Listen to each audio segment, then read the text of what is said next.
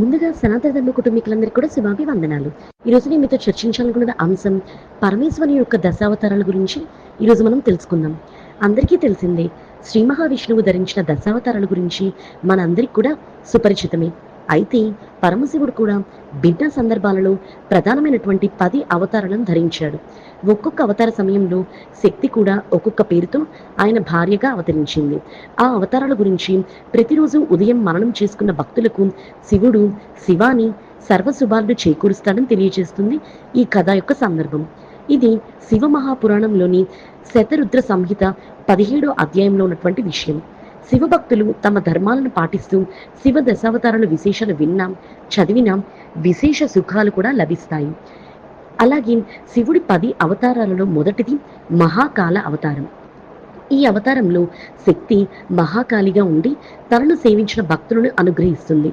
మహాకాలుడు భుక్తిని ముక్తిని కల్పిస్తాడు. శివుడి రెండో అవతారం తార్. ఈ అవతార సమయంలో శక్తి తార అనే పేరున స్వామిని అనుసరించి ఉంటుంది. ఇద్దరు తమ సేవకులకు భక్తులకు భుక్తి మరియు ముక్తులను ప్రసాదిస్తారు. మూడో అవతారం బాలభువనేశ్వరుడు. ఈ అవతారంలో శివుడి ఇల్లాలైనటువంటి పార్వతీదేవి బాలభువనేశ్వరి అనే పేరున ఆయనను అనుసరించి ఉంటుంది. అప్పుడు ఆ తల్లి తన భక్తులను సుఖాలను ప్రసాదిస్తూ ఉంటుంది. శివుడి 4వ అవతారం పేరు షోడశ్రీ విద్యేశుడు.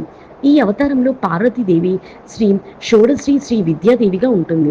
ఈ దేవతల ఆరాధనతో భక్తులకు భుక్తి ముక్తి సుఖాలు లభిస్తాయి. 5వ అవతారం పేరు భైరవుడు. అప్పుడు పార్వతీదేవి భైరవిగా ఉంటూ ఉపాసకులను భక్తులను సర్వకాలాల్లోనూ అనుగ్రహిస్తూ ఉంటుంది. శివుడి 6వ అవతారం చిన్న మస్తకుడు. అప్పుడు చిన్న మస్తకిగా పార్వతి అవతరించి భక్తులను అనుగ్రహిస్తూ ఉంటుంది. ధూమవంతుడు అనేది శివుడి 7వ అవతారం. ఈ అవతారం అప్పుడు పార్వతి ధూమావతి అనే పేరున ఉంటుంది. ఉపాసకుల కొంగు బంగారంగా ఈ అవతారంలో ఆది దంపతులు కొలువై ఉంటారు. శివుడి 8వ అవతారం పేరు బగలాముఖుడు. అప్పుడు తల్లి బగలాముఖి మహానంద అనే పేర్లతో ఉంటుంది. 9వ అవతారం పేరు మాతంగుడు. ఈ అవతారంలో పార్వతీదేవి మాతంగిగా ఉంటుంది. కమలడు అనే పేరున్న అవతారం శంభుడి యొక్క 10వ అవతారం. అప్పుడు పార్వతీదేవి కమల అనే పేరును ఉండి భక్తులను రక్షిస్తూ ఉంటుంది. ఈ 10 అవతారాలు తమను ఆరాధించే భక్తులను వెన్నంటి ఉంటూ ఎంతో మేలును చేకూరుస్తూ ఉంటాయి. మరి తెలుసుకున్నారు కదా పరమేశ్వరుని యొక్క దశావతారాల గురించి. ఈ వీడియో చూసిన మీ అందరికీ కూడా కృతజ్ఞతలు. ముందుగా సనాతన ధర్మ కుటుంబీకులందరికీ కూడా శుభాభివందనాలు. ఈరోజు నేను మీతో చర్చించాలనుకున్న అంశం